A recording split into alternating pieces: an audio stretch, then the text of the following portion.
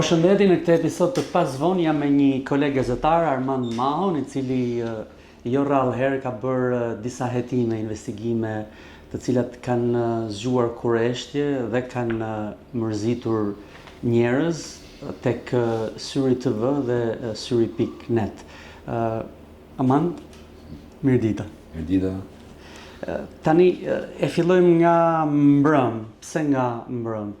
Syri kishte një intervistë Alba Kepit me një gazetar dhe autor italian, ku bëshin publike, jo për herë të parë, po më të zgjeruara dhe më të hollësuara, një ose disa takime për cilat janë folur në Arub, me gjas edhe të bashkëpunëtorëve të kryeministrit, por edhe të vetë kryeministrit sipas një piste e cila mbetet ende për tu vërtetuar. Ajo që më bëri përshtypje ishte heshtja totale e mediave kryesore, si zakonisht, nuk është se është hera e parë, dhe emisioneve qendrore të prime time-it, pra emisionet debatit, të cilat nuk e ceknin në asnjë moment, merreshin me opozita, shkarkimi Velia e tjerë. Na thuaj impresionin tënd për këtë lënje në harres të qëllimshme, besoj, por edhe çfarë është këtë, ndoshta shkurt, çfarë është kjo dosja Aruba, le ta quajmë kështu? Po, dosja Aruba është investigimi I atij gazetar italian, siç thatë ju, për një takim të ndodhur në 2019, në janar 2019, mes datave 24 dhe 31 maj, në një ishull pranë Karajibeve. Ishte zgjedhur Aruba sepse aty nuk ka nevojë as për vizë. Në qoftë se do kishte ndodhur në vend tjetër, këtë do kishte shkaktuar skandal shumë të madh. Maj apo janar? Janar. Janar. Se that maj, okay. Maj thash? Janar, si. Sorry, laps. Në djenin time, me çka kam mund të investigoj, në takim është folur, domethënë janë kërkuar garanci nga qeveria shqiptare për investimin e parave mafioze, sidomos fushën e ndërtimit dhe turizmit. Një nga ato, me çfarë mora vesh sot paktën, një nga temat më të diskutueshme, kishte qenë dhe Marina Bay. Që është në Vlorë, rezorti. Jo Marina Bay, më fal, kjo e Durrësit, Durrës Marina. Durrës Marina, okay. Që Alabarit të famshëm. Por kishte has në një ngërç tjetër, sepse domethënë ishte vështirësia e kanalizimit parave. Pra, vetë Alabari, domethënë, kishte më shumë mundësi të kanalizonte paratë nëpërmjet bankave, që të hidheshin në këtë investim të madh. Dhe sot e kësaj dite, për shembull, ne akoma nuk e dim se kush po blen në Durrës Marina. Pra, është një aferë korruptive aq e madhe, sepse sa qeveria shqiptare po harxhon dhe 3 apo 4 miliardë euro tjera për të ndërtuar një port tjetër, vetëm duke u vënë funksion të kësaj.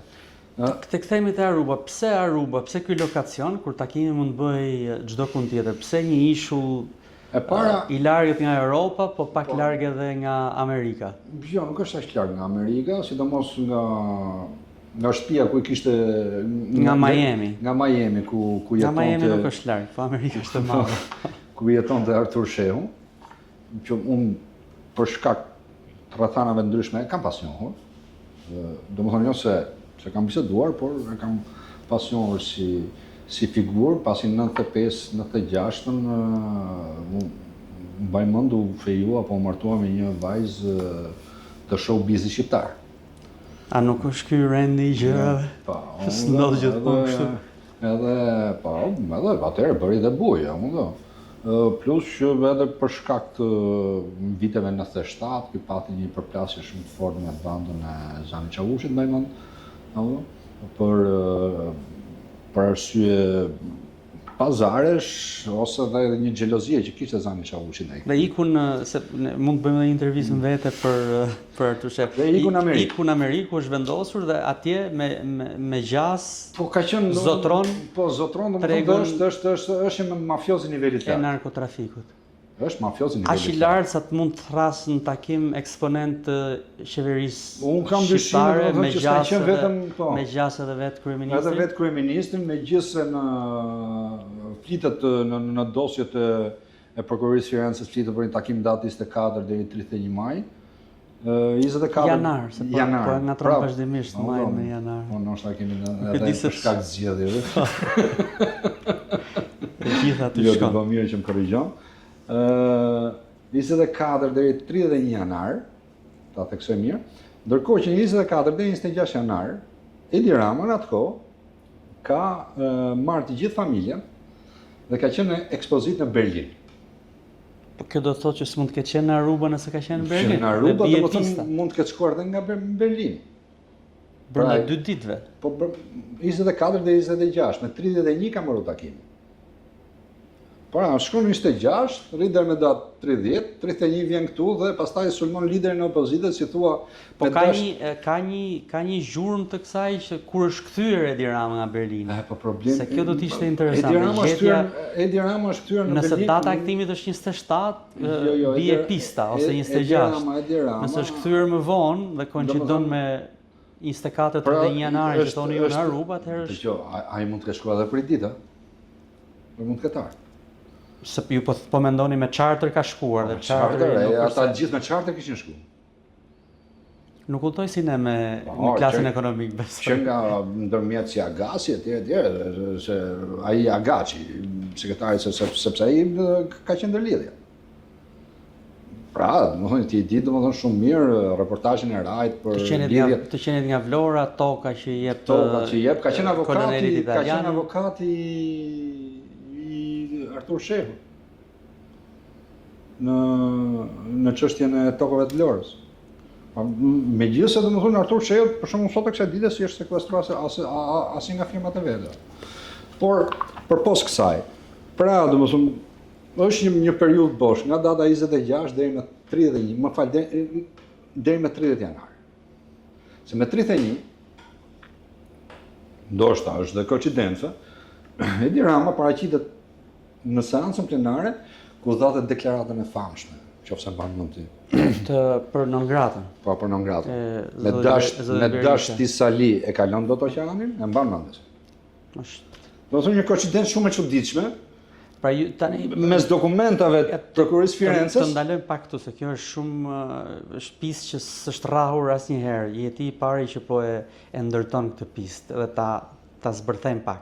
Pra ju po thoni që ka qenë takimi i Arubës ku me gjas ka qenë dhe kryeministri Rama që mund të ketë qenë edhe informacion dhënë. Pra në këtë takim Zoti Rama ka marrë informacionin se Zoti Berisha është non grata? Po, normal, sepse tash Po mirë, këta janë aktor, po themi, po i quajmë ne aktor të mafias ose të krimit organizuar. Nuk janë dhe aktor shtetëror, se ky është informacion. Jo, ata aktor shtetëror nuk janë, por ama para domethënë ngjisin në çdo vend botës. Apo transaksionet janë këta që i bëjnë. Nëpër kompani lobimi, nëpër Megoni Galera, nëpërmjet këtyre kalojnë fret. Se nuk kalojnë ato domethënë nëpërmjet llogarive të rregullta në bankë. Mirë, përveç përkimit të datave, datat i ketë sakta përkojnë. Pastaj krimi organizuar domethënë ka informacion në çdo vend botës që të shkosh. Në çdo vend botës që të shkosh, informacioni më parë kalon nga krimi organizuar për shumë gjëra. Pra tani apo thuaj që këta kanë qenë pagator të marrjes vendimit apo kanë qenë në dieni të vendimit? Pra dikush në lidhjet e tyre ju ka thënë që lideri i opozitës shqiptare, Sali Berisha është unë ndonjë informacion të dizajnuar. Unë në informacion të saktë nuk kam, se edhe s'kam si ta kem. Pra po supozimi me të gjitha ato që ndodhen në 2018-2019, mund të jetë shumë i madh. 2018 erdhi Megoni Gali. Ku shkonte Megoni Gali? Kujt i bënte presion? I bënte këtyre, domethënë që ishin në shënjestër të hetimeve amerikane. Takimi në Austri. Është Mark Rossini, Lou Bladel, dy emra të Lou Bladel, po pra janë të gjithë në tort. Sepse këta për çfarë erdhën? Këta erdhën të merrin një copë nga parat e pista, fret. Erdhën të merrin një copë nga parat e pista. Dhe siç po e nxjerrin faktet, të hapën kompani drejt që shejtan, domethënë pikërisht në funksion të kësaj. Dhe përderisa një eksponent i lartë i krimit, të dy ata që të paktën përmendte gazetari në intervistë e tij, kanë qenë në takim, atëherë është dhe afërmendjes, domethënë që ata të kenë dhe informacione në lidhje me këtë çështje.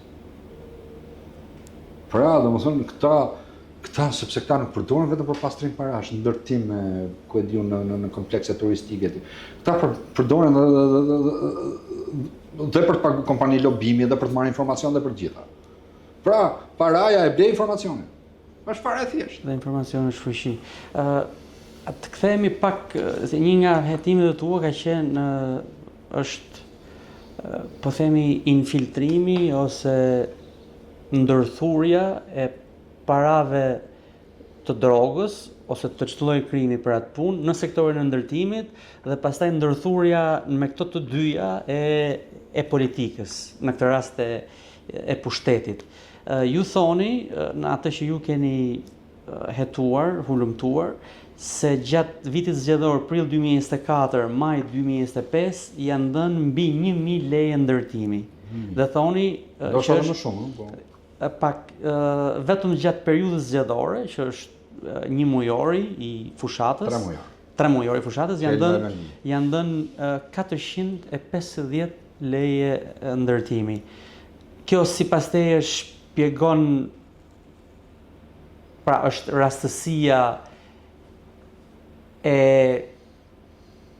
po themi rastësia rastësisë në kuptimin që ka pas kërkesa apo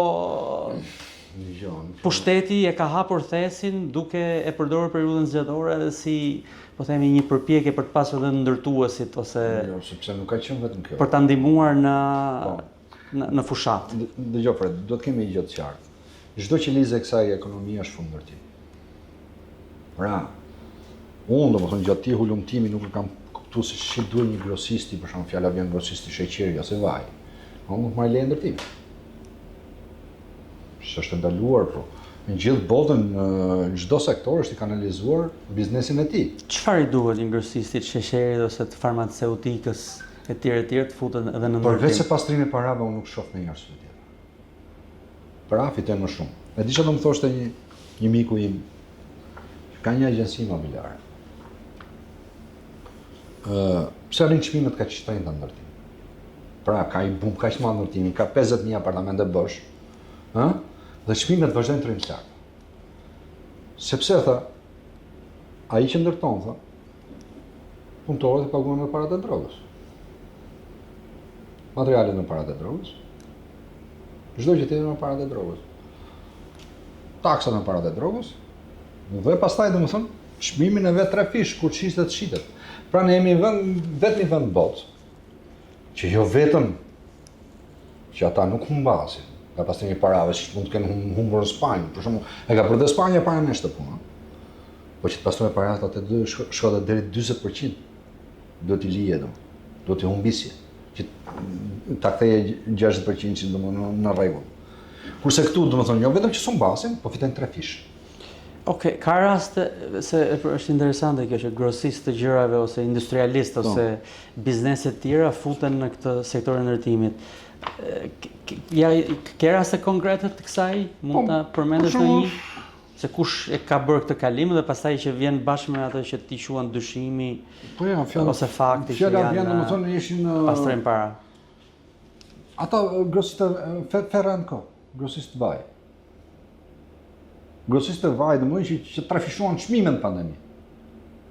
Ose gjatë krizës kur ishte. Gjatë krizës luftës që u përdor atëherë. Më fal, po ti ja ke biznes në vaj. Çfarë bëhet ndërtimi? Për të diversifikuar portfolin e investimeve. Ke pronarin më të madh të veshjeve sportive në vend. Marsi më i madh i leve ndërtim. Ke të tjerë, domethënë që unë tash edhe si mbaj më, ore po të shohësh statusin e shoqërive. Ai thotë domethënë shes dhe blej dele, da? A më do po merrem edhe me ndërtim. Pra domethënë gjitha ne Ore dhe kinkalerit ke, domethënë do e fusi shitblerje imobiliare. Ke një rast interesant nga hulumtimi mes për Rock of Kavaja, ku është transferuar, ka kaluar tek CFO Pharma, CFO Pharma. Këtë na e shpjego pak se është interesante sepse lidhet me atë që mund të konsiderohet, atë që ti konsideron si dekonspirim të operacionit Ura. Po jo, kjo të shi domethënë Rock of Kavaja është në pronësi të këtij Troplinëve, po. Domethënë një prej tyre. Visit Pojës. Okej. Visit Pojës, që Elvis Doçi. Ë? Kishte marrë domethënë leje ndërtimi për të ndërtuar domethënë në Keshkemi ka vash një hotel domethënë me emër të nuk e di, ndoshta Tankor, një kompani e madhe. Një kompani e huaj e madhe, pa. Po, një brand i madh. Dhe problemi është domethënë që ky domethënë në momentin që më kupton që po hetoi nga SPAK. Dhe SPAK-u këtë rast domethënë la dhe kohë të lirë. Ë? Është ajo vonesa e famshme. Po, ajo vonesa e famshme që folim atëherë. Ando ky ja kalon në pronësi domethënë komplet firmën CFO Pharmës. Që është kompani farmaceutike pa lidhje me ilaçet. Pa lidhje me ndërtimin. Pa lidhje me ndërtimin. Është ajo që thash më parë. Dhe domethënë në këto kushte ti as nuk ja sekuestron dot aty. Mund të vesh i blokad për aq përqindje sa ka marrë, mund të ketë marrë 10% që 20%, po vetëm për 10-15% mund të vesh blokad. Ndërkohë që vazhdon ndërtimi, rehat. Nga ana tjetër, këta domethënë janë rezultonin i jati këtij Hysni Doçi, rezultonte edhe pronarja Vitalit. Provo Vitali është blerë do të jetë blerë diku nga viti 2016, nga ish pronari Sami Gjergji. Dhe që thua është domethënë që s'ka pas dieni SPAK-u, ka pasur dieni SPAK-u, sepse noter i këtij transaksioni ka qenë zoti Olsi Dado. Që në atë kohë ka qenë noter në Durrës. I shitblerjes Po i shitblerjes së Vitalit. Që është blerë nga Hysni Doçi, i jati Elvis Doçi. Dhe Elvis Doçi domosdoshmë ka qenë administratori i parë i kësaj. Kjo kompani sot nuk është në sekuestër. Dhe për më tepër, që në 2019 aksionari i kësaj futet Xhevdet Troplini. Që deklaronte domethënë që unë po i marr këtë aksione falas për shkak të një borxhi të pashtruar që nga 2001. Më fal, për çfarë do thotë? Pra domethënë ti sekuestron një kompani ti faktikisht s'ke sekuestruar asgjë, se ti kompaninë ke sekuestruar, ose 10% të kompanisë, sepse kompania Elvis Doçit ishte rezultonte me 1 milion lekë, domethënë nuk kishte asete.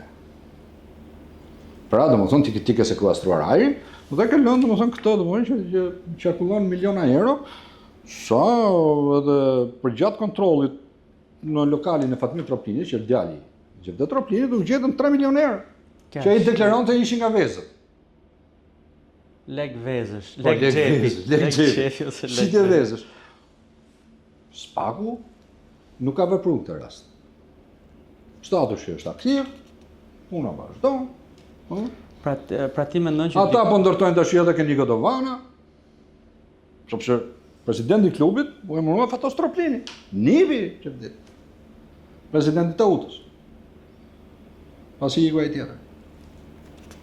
Domethënë kur SPAK-u në këto mes? Domethënë këtu ke lista është e gjatë, Fred. Në të 1000 lekë të ndërtimit, qoftë fotovoltaike, se edhe fotovoltaike janë një problem i madh. Jo, po merren toka buke, po kthehen paqe fotovoltaike. Pafund. Dhe mendon që është e njëjta lidhje. Është e njëjta lidhje. Shkurtër para është e njëjta lidhje sepse është habitshme, habit dhe i fakt tjetër. Ore, nuk ka kompani Shqipëri që nuk ka një në Xhavzodaj. Që do thotë? Zonë e kontrolluar nga Troplinët. Afër portit Durrësit. Më fal, çfarë që ka ky Xhavzodaj, se nas më del. Silicon Valley. Silicon Valley.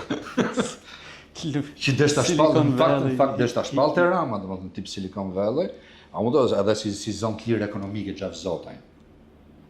No, të shim fal. Një zonë e kontrolluar nga i grup kriminal.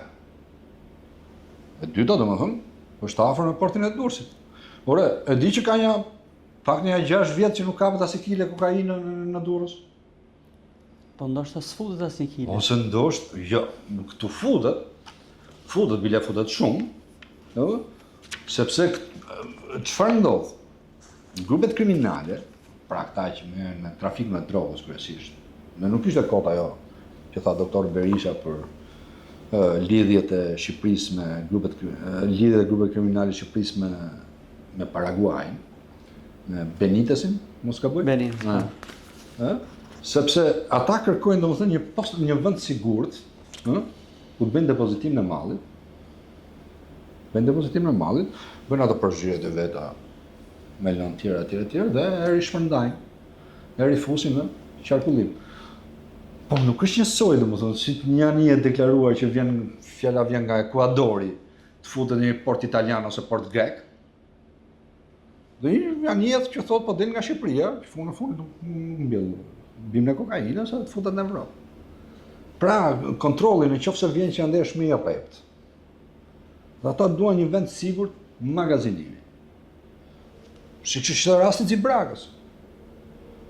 Çfarë ishte Zibraga? Vend magazinimi. Pa. Edhe për punimin. Edhe për punimin. Ata kolombianë. Edhe për punimin. Dhe është habitshme lidhja,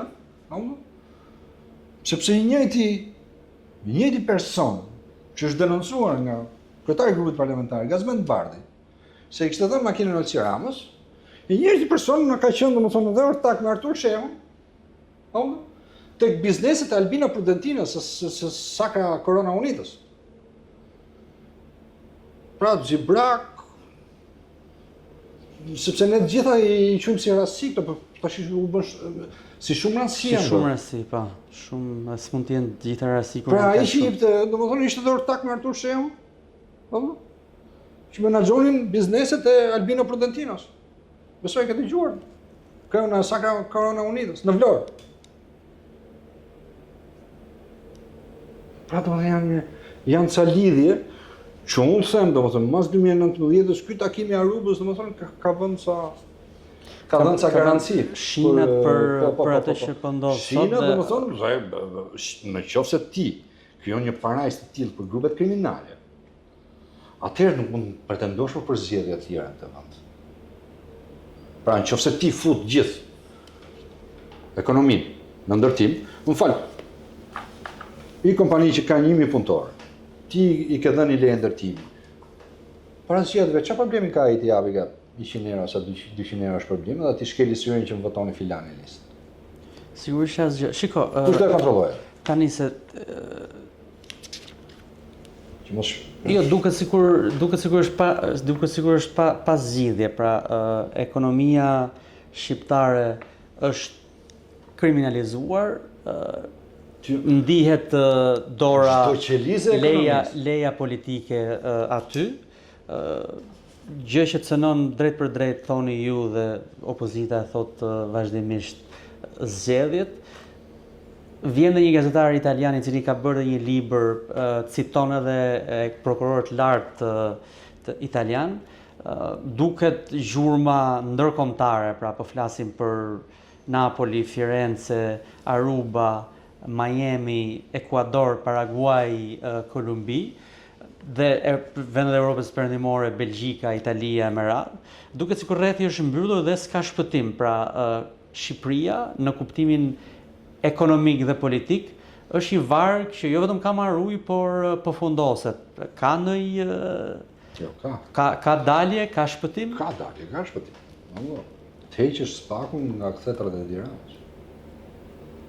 Pra këtë mund ta bëjmë ndërkombëtar. Fundit ata domethënë që kanë hetu dhe këtë çështje. Sepse në qoftë se nuk do ishin raportet e prokurorisë italiane, ose të shërbimeve atje. E s'do dinim gjë, mos ishin belgët, francezët, Ne nuk do dinim asgjë për Europën. italianët. Megjithëse indicjet gazetari kishte marrë në lorë. Të gjitha dhe këto që ja hedhin kredite SPAK-ut janë në fakt dosje të ardhura nga jashtë dhe këta kanë qenë të detyruar të veprojnë në ndryshime. Më fal, është SPAK-u domethënë. Ore, këto dokumenta nuk janë fare të vështira për të gjetur. Këto gjënë se do regjistrohet që QLB ku do shkoj. Po regjistrohet në QLB. Nuk punoj pa licencë. Domethënë ne kaq kemi në dorë dhe kaq jetojmë. Imagjino SPAK-u që ka drejtën të hetoj transaksione, banka etj. Ora më fal, merr çdo njeri domethënë, pyet arkitektët. Çdo kompani e madhe tjetër Fred nuk ndërton dot më shumë se IQ. Çi e ti që merr 7?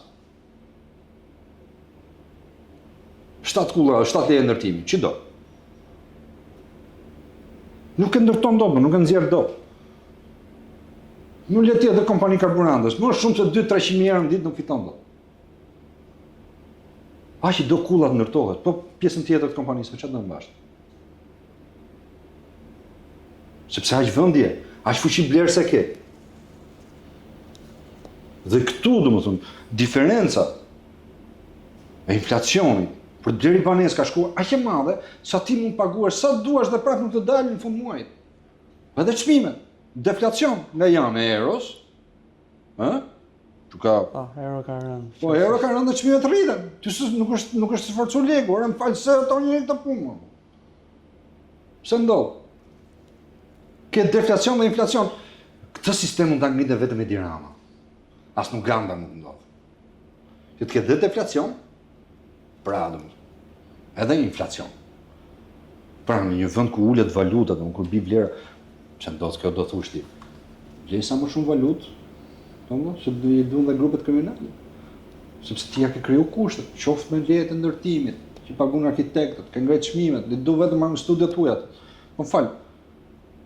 Pse do ta detyrosh kompanitë që po i leje ndërtimi ose i kull, që këtu mund të shkonte fjala vjen $500,000, do të paguaj $3-4 milion ke studio huaj. Që s'bën asgjë. Pra banka ngreti parajsë fiskale që dëmton shumë qytetarët shqiptarë, i dëmton jashtëzakonisht. Dhe pra ne ata detyrojnë të ikin. Dhe favorizon grupet kriminale që mbajnë të pushtet. Dhe pastaj themi jo po të kishte vënë këtë, jo po të kishte vënë atë. Ora më fal, çfarë do të vej opozita? Këto të gjitha i zgjidh Diella Armand, tash më fal zoti kemi Diellën, është ironi kjo. Të falenderoj shumë, isha me Armand Mahon, me cilin kemi lënë, do bëjmë dhe një episod tjetër për një emër që pak njihet, por ata që janë në gazetari dhe në politikë e dinë, e njohin kush është, për Lou Bladel, i cili është parenci në detyrë, po edhe në marrëdhëniet me Shqipërinë dhe qeverinë Rama i Charles McGonigal, dhe se si kompania, ndikimi apo veprimet e tij futen edhe në sektorin e ndërtimit, do të jetë për një episod të dytë. Mund të zhvillohet e gjitha kjo dhe në një seri episodesh me Armandin për të gërmuar më thellë se çfarë është ky përbindshi me tentakula, me sa duket thellë të futura i sektorit të ndërtimit, i cili e ka burimin e jetës tek parat e trafikut të drogës. Dhe të hapësira që ka dhënë qeveria. Mando, faleminderit.